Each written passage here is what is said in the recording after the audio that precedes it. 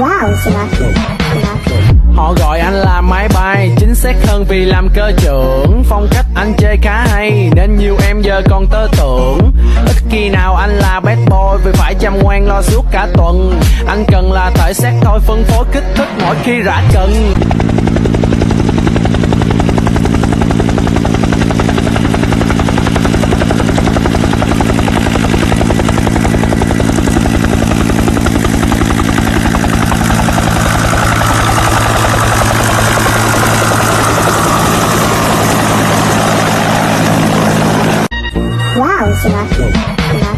Họ gọi anh là máy bay, chính xác hơn vì làm cơ trưởng. Phong cách anh chơi khá hay nên nhiều em giờ còn tơ tưởng.